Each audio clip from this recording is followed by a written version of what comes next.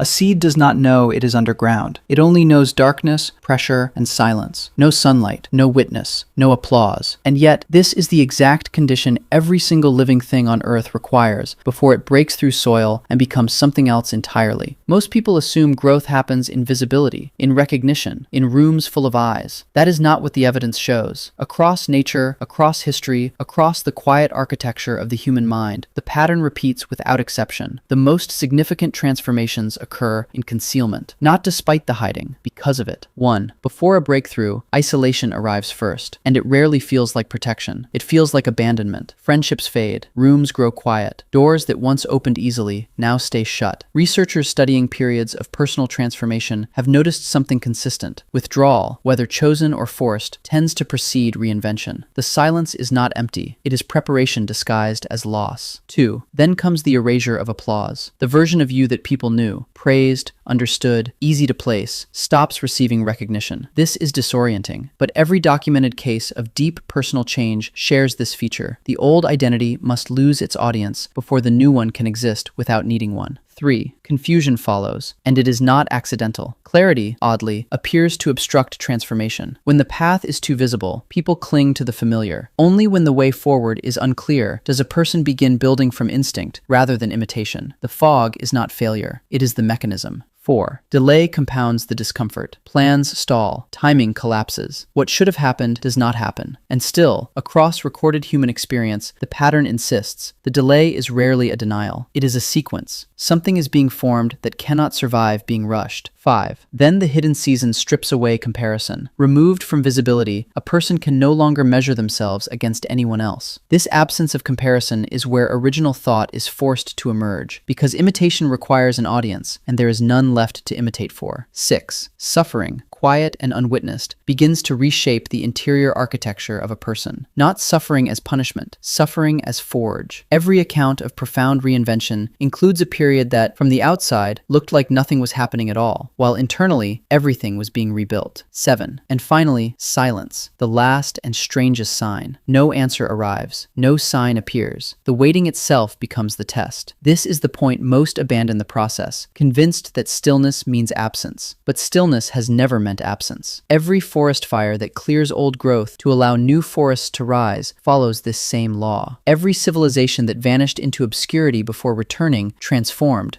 follows it. Every human life that once felt forgotten, only to emerge unrecognizable, follows it. The hiding was never punishment, it was construction. And perhaps that is the most unsettling truth of all, that the moments which felt most like abandonment may have been the exact moments something greater was quietly, invisibly being built. You were never forgotten, you were being finished.